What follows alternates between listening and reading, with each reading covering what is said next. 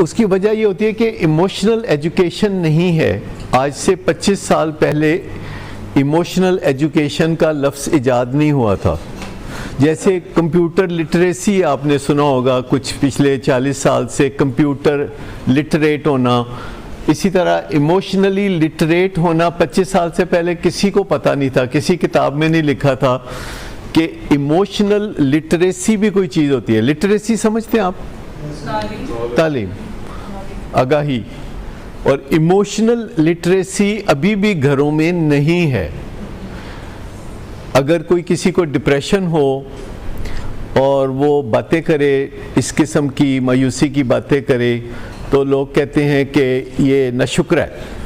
اگر وہ مرنے کی باتیں کرے یا اس طرح کی باتیں کرے تو لوگ اس کو جھٹک دیتے ہیں کہ تم بہت کوئی ناشکر آدمی ہو. یہ ایموشنل لٹریسی نہ ہونے کی نشانی ہے. اور انسان کو ڈپریشن بیرونی وجوہات سے بھی ہو سکتی ہے اور اندرونی وجوہات سے بھی ہو سکتی ہے. اس میں سے زیادہ ڈینجرس وہ ہے جو اندرونی وجوہات سے ہوتی ہے. جو بیرونی وجوہات سے ہوتی ہے وہ اتنی ڈینجرس نہیں ہوتی اور وہ میڈیسن کے بغیر بھی ٹھیک ہو جاتی ہے. اور جو اندرونی وجوہات سے ہو اس کو میڈیسن کی لازمی ضرورت ہوتی ہے, جو کہ عام طور پر میسر نہیں آتی, اور اس سے پہلے ہی وہ کسی نہ کسی کے اتھے چڑھ کے تو نشہ شروع کر دیتے ہیں. اور اس میں جب انسان جذباتی طور پر بیمار ہوتا ہے تو اس کے سر پہ سینگ نہیں نکلتے. یہ تو اندازہ ہوگا آپ کو کہ آپ کو فٹافٹ پتہ چل جائے کہ سر پہ سینگ نکل آئے تو یہ جذباتی طور پر بیمار ہے. آپ کہتے پتہ نہیں کیوں ایویں منہ لٹکا کے پھردا ہے, پتہ نہیں کیوں چڑچڑائے, پتہ نہیں ایسا کیوں ہے, اور آپ اپنا زور اس پہ لگائی جاتے ہیں, اسے موٹیویٹ کرنے کی کوششیں کرتے ہیں, پڑھنے لکھنے کے بارے میں, لائف کے بارے میں, کام کاج کے بارے میں آپ ساری یہ کوششیں جاری رکھتے ہیں, اور آپ اسے دھکا دے کے اسکول بھی بھیجتے ہیں. اور اگر وہ ہوم ورک نہ کرے تو زور دیتے ہیں کہ ہوم ورک کرو, اگر پھر بھی نہ کرے تو آپ خود اس کا ہوم ورک کر دیتے ہیں. پھر وہ کلاس میں جا کے بیٹھتا ہے تو ٹیچر اس کے اوپر دباؤ ڈالتا ہے.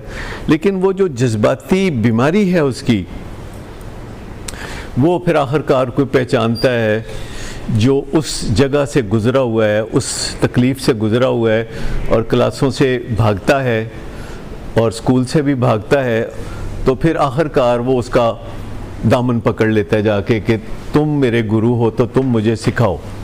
ہر وقت عام طور پر یہ دیکھا گیا ہے کہ نشہ کرنے والے کا کوئی گرو ضرور ہوتا ہے, چاہے باقاعدہ اس کو پگ تولیہ اور گڑ نہ بھی دیا ہو. تو کیا آپ کو یاد ہے کہ کوئی آپ کا گرو تھا نشے میں؟ ہو سکتا ہے کہ وہ باقاعدہ ڈیزگنیٹڈ ہیڈ ماسٹر نہ ہو.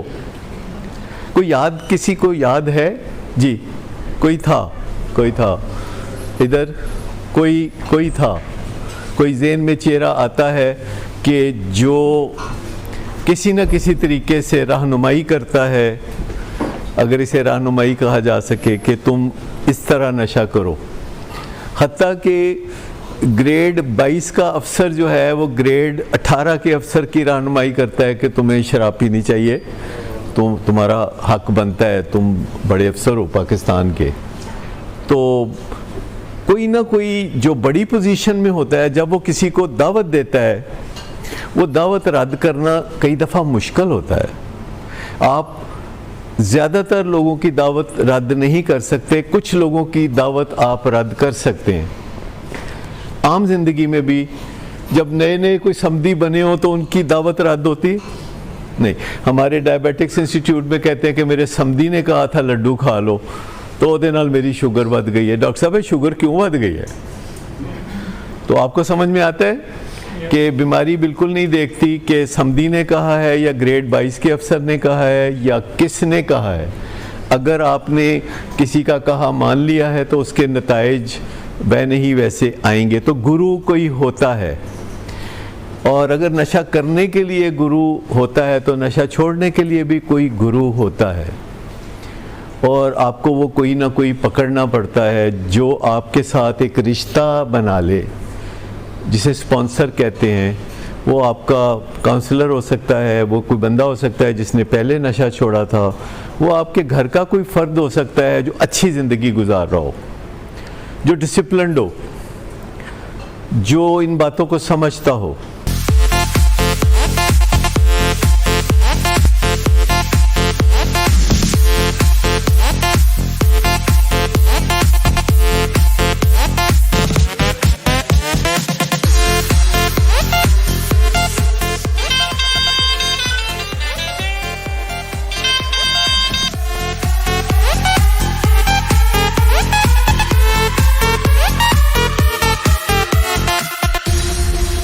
شراب نوشی کی وجہ کردار کی خرابی نہیں، موڈ کی خرابی ہے۔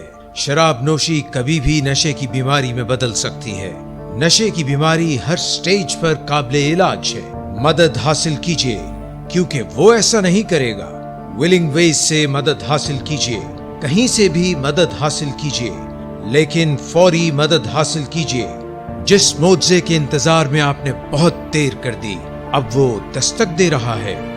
مدد حاصل کیجیے، مدد حاصل کیجیے، مدد حاصل کیجیے۔